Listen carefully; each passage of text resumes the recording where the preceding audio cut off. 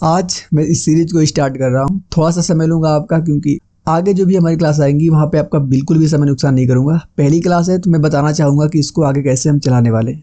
हर चीज़ आगे स्मूथली चले, ऐसा ना हो कि मैं हर क्लास में आके इंट्रोडक्शन दूँ, 1 मिनट 2 मिनट आपका लूँ।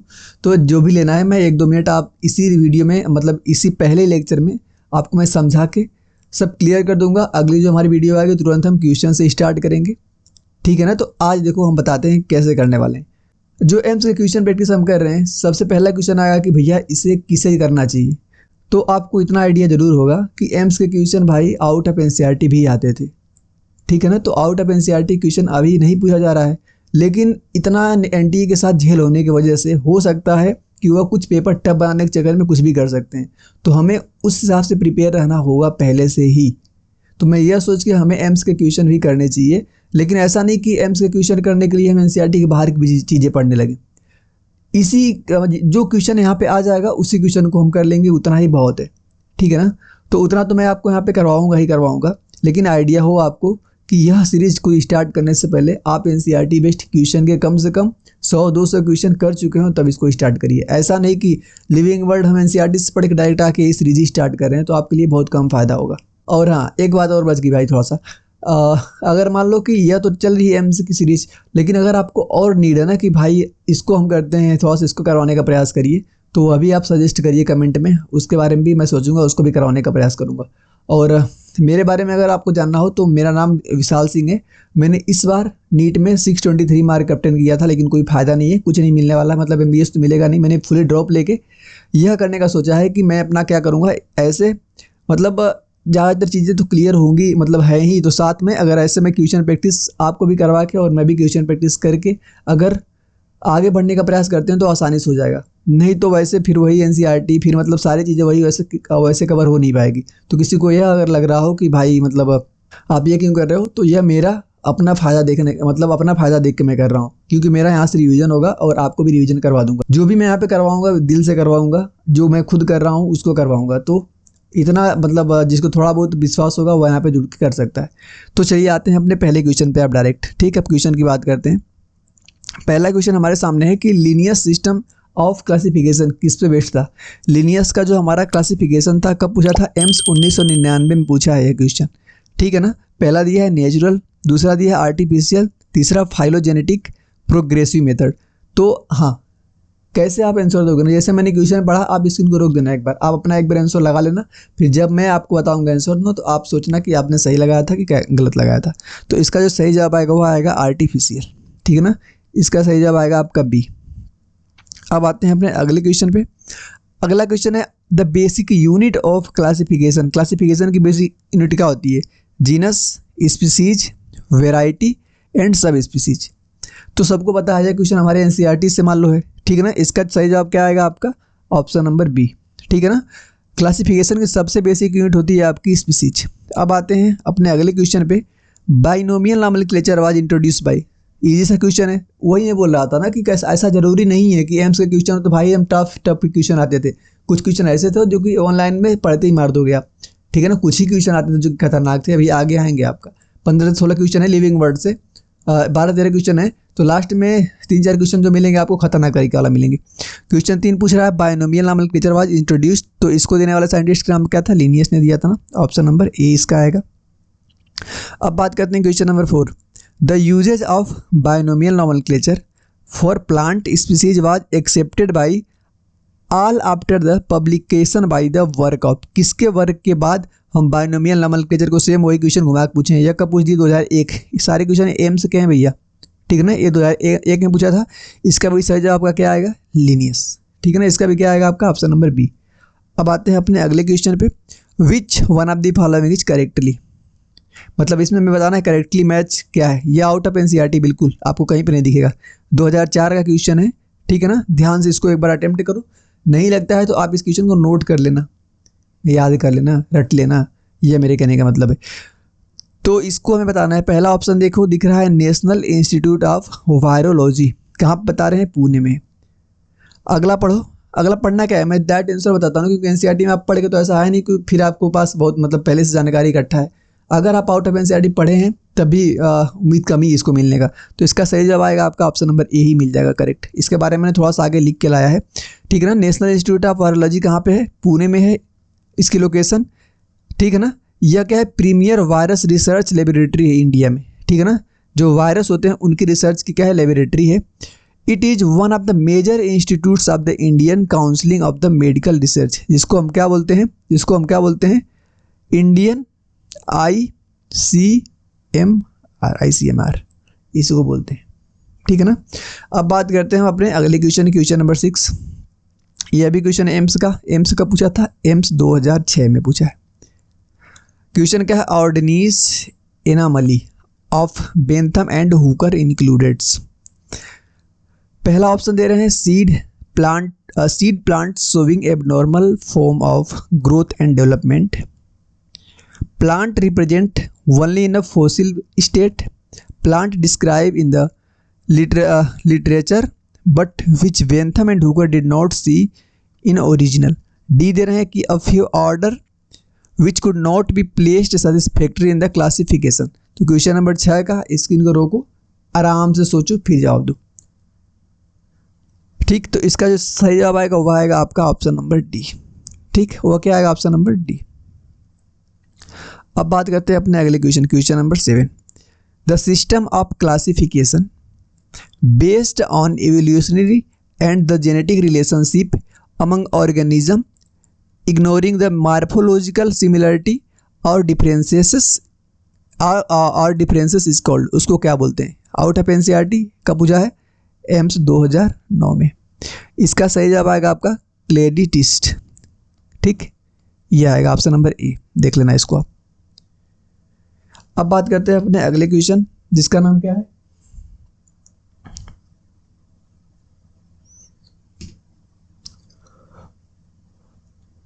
अगला क्वेश्चन आपका जो आने वाला है, scientific name of mango plant in Mangifera Linn. यहाँ पे यह लिखा है क्या लिखा है यार? सेंटा पाऊ इन एवं नेम सेंटा पाऊ रिफर। इसमें इस पूरे नेम में यह क्या किसको रिफर कर रहा है?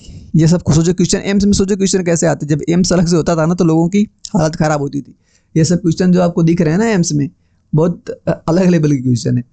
तो अब इस क्वेश्चन का सही जवाब आप ढूंढ जल्दी से कि इसमें यह सेंटा पाऊ जो रिफर कर रहा है किसको कर रहा है? वेराइटी ऑफ मैंगो को। A taxonomist who propose the present nomenclature in honours of Linnaeus. A scientist who for the first name describe the mango plant. तो लिनियस की बात कर रहे हैं। A scientist who change the name proposed by the Linnaeus and the proposed present name. जल्दी बताओ question number 8 का सही जवाब आपके हिसाब से क्या आना चाहिए? तो इस प्रकार से इसका सही जवाब आएगा ऑप्शन नंबर डी, ठीक है ना। इसका क्या करेक्ट होगा? Option number D. बात करते हैं अब अगले क्वेश्चन की, क्वेश्चन नंबर 9 की, ठीक। क्वेश्चन नंबर 9 को देखते हैं कि the classification of Linnaeus was mainly based on. जो लीनियस का क्लासिफिकेशन था वो किसके ऊपर बेस्ड था? सेपल्स के ऊपर, कार्पल्स के ऊपर, पेटल के ऊपर या स्टेमेन के ऊपर? जल्दी बताइए किसके ऊपर बेस्ड था। तो इसका आंसर आएगा आपका ऑप्शन नंबर डी, ठीक है ना। स्टेमेन के ऊपर बेस्ड था, 2012 एम्स ने पूछा है। Question number 10। Which of the following is less general in character as compare to genus. Genus से कंपेरिजन में किसका क्या पूछ रहे हैं? कैरेक्टर लेस है। इसको कैसे पता करेंगे? यहाँ से स्टार्ट होता है हमारा kingdom, phylum, class, order, family, genus, species. Which of the following is less general character. ऊपर जब नीचे से ऊपर जाते हैं तो हमारा जनरल कैरेक्टर क्या होता है? जनरल कैरेक्टर हमारा इंक्रीज होता है। तो कंपेयर टू द जीनस, जल्दी बताओ। Species, divide, class, family. मुझे लग रहा है इसका 10 का ऑप्शन नंबर ए आना चाहिए। 10 का ऑप्शन नंबर ए बिल्कुल सही है, ठीक ना। 10 का ऑप्शन नंबर ए। अब बात करते हैं क्वेश्चन नंबर 11। बड़ा सा क्वेश्चन है, इसको बढ़िया क्वेश्चन बोलते हैं। आराम से स्क्रीन को पहले ही रोक लो, पहले इसको अटेम्प्ट कर लो, फिर आंसर देना आप, ठीक है ना। क्या बताना है हमको इसमें से? Which of the following statements are not correct. हमको इसमें इनकरेक्ट बताना है। कौन कौन इसमें से इनकरेक्ट है? पहला लिख रहा है कि lower the taxon more are the characteristics the member within the taxon share. Order is assembled of the genera which exhibit a few similar characters. Cat and dog include the same family. नहीं, यह तो हमारा incorrect हो गया। 3 देखते हैं कहाँ, यहाँ पे भी दिया है 3, यहाँ पे भी दिया है, यहाँ पे भी दिया है, तो यह वाला ऑप्शन हमारा नहीं होगा। Binomial nomenclature introduced by Carolus Linnaeus, मतलब कि 4 हमारा सही है। 4 सही है तो 4 कहाँ कहाँ पे दिए हैं, इसमें दिए हैं, तो यह होगा नहीं। यह और पहला और डी होने का चांस ज़्यादा लग रहा है। पहला और मतलब कौन कौन दिया, पहला और दूसरा, दूसरा और तीसरा, दूसरा यहाँ पर भी दिए हैं, तीसरा दूसरा यहाँ पे, पहले से कन्फर्म है। पहला कहाँ पे दिए हैं, कहाँ पे नहीं। Lower the taxon more the character, जब टेक्सोन लोअर होगा तो उसका करेक्टर ज़्यादा होगा with in the taxon share. ये तो सही लग रहा है, मतलब कि ऑप्शन नंबर डी, 11 का डी होना चाहिए, बिल्कुल सही है। इसका आ जाएगा ऑप्शन नंबर डी। मैंने कैसे अटेम्प्ट किया आप तरीका भी समझ सकते हैं। हमने एलिमिनेशन मेथड लगाया, आराम से करके ऐसे क्वेश्चन को ऐसे ही करना चाहिए। बात करते हैं क्वेश्चन नंबर 12। क्या बताना है इसमें, करेक्ट स्टेटमेंट बताना है 4 ऑप्शन को पढ़ने के बाद। पहला पढ़िए, growth can not be taken as a defining property of the living. Defining property characteristic feature, defining property growth नहीं है, तो ग्रोथ कैन नॉट, ये तो सही लग रहा है, एक सही लग रहा है। Dead organism does not grow, dead organism does not grow, grow कर सकता है, ये हमारा करेक्ट है। ग्रो कर सकता है मतलब कि यह हमारा इनकरेक्ट है। पूछे करेक्ट तो 2 कहाँ कहाँ पे दिया है, देखो 2 2, all except 4, all except 3, all the above correct है ना, तो ये होगा नहीं, ये होगा नहीं, पहला लग रहा है। 12 का ए, क्या बोल गया, 12 का बी आएगा, 12 का आएगा बी, सारे सही हैं। चौथा के अलावा, फोर्थ के अलावा, metabolism in test tube is non living. सबसे देखो एक यह वाला जो क्वेश्चन है इसको इंपॉर्टेंट लगाओ, क्योंकि अगर एनसीईआरटी में आप देखोगे ना तो यहीं पे थोड़ा सा कन्फ्यूजन होता है। टेस्ट ट्यूब वाला जो पोर्शन लिखा है एनसीईआरटी में, वहाँ पे थोड़ी सी कन्फ्यूजन होता है, तो इस क्वेश्चन को आप इंपॉर्टेंट लगाओ ताकि यहाँ पे आपका सब कुछ क्लियर होगा। पहला क्या बोल रहे हैं कि growth can not be taken as a defining property of all living organism, सही है वाला। Dead organism does not grow, organism dead है तभी ग्रो कर सकता है, क्योंकि जो माउंटेन होता है वो डेड ही होता है। अच्छा, डेड ऑर्गेनिज्म बोला है ना, हाँ, ऑर्गेनिज्म डेड हो गया तो ग्रो नहीं करेगा, ये भी करेक्ट लग रहा है। Third, reproduction can not be an all inclusive defining characteristic of living organism, ये भी सही लग रहा है।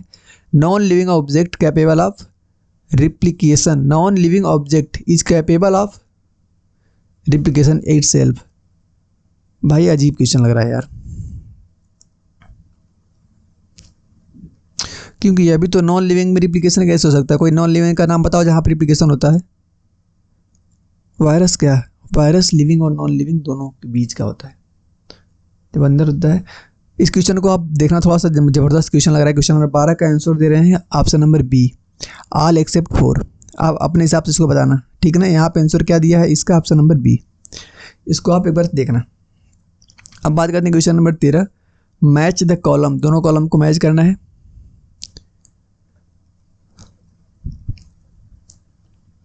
फैमिली, फैमिली को जो यहाँ पे फैमिली, फैमिली होगी हमारी क्या, सोलेनेसी। एक आएगा 4, एक आएगा 4, इन दोनों को हटाइए। किंगडम की अगर बात करें हम, किंगडम, किंगडम हमारा है क्या, प्लांटी, तो बी का आएगा 3, बी का आएगा 3, तो यह खत्म, एक ही बचा, तो 13 का आ जाएगा ऑप्शन नंबर डी।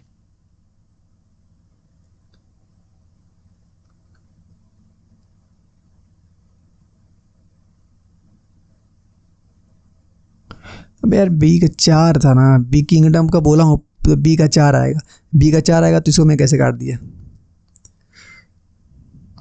बी का 4 सही है, यहाँ पे बी का 3 दिया है, इसलिए ऑप्शन नंबर क्या आएगा, ऑप्शन नंबर यहाँ पे आएगा बी। अब बात करते हैं हम, यहाँ से क्वेश्चन आपका शुरू हो गया ए आर टाइप का, मतलब ऐसा रीजन क्वेश्चन शुरू हो गया। पहले ऑप्शन लिखा है, मतलब कि दोनों करेक्ट हैं और एक्सप्लेन भी कर रहा है रीजन, बोथ दोनों करेक्ट हैं, लेकिन यहाँ पे एक्सप्लेन नहीं कर रहा है। यहाँ पर असर्शन करेक्ट है बट रीजन इनकरेक्ट है।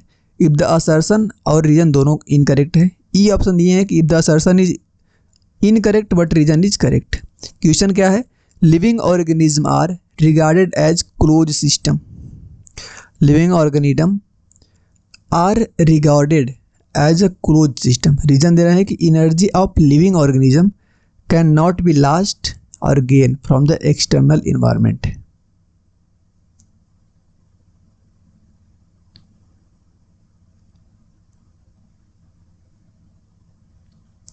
जल्दी बताइए क्वेश्चन नंबर 14 का। इसका आएगा आपका ऑप्शन नंबर डी। दोनों यहाँ पे क्या लग रहे हैं, ये बोथ दोनों यहाँ पे इनकरेक्ट है, ठीक है ना। लिविंग ऑर्गेनिज्म जो होता है क्लोज सिस्टम नहीं माना जाता है। दूसरी बात कि जो एनर्जी होती है, energy of the living organism, यह क्या हो सकती है, लॉस्ट और गेन हो सकती है एक्सटर्नल एनवायरनमेंट में। तो इसलिए हमको यह पहले ही लग रहा था कि दोनों ऑप्शन यहाँ पे 14 का क्या होंगे, गलत होंगे। तो इसका आएगा ऑप्शन नंबर डी, ठीक है ना। अब बात करते हैं हम क्वेश्चन नंबर नेक्स्ट, ठीक। सेम वही ऑप्शन है, तुरंत असर्शन पढ़ता हूँ मैं। Taxon and the category are different things.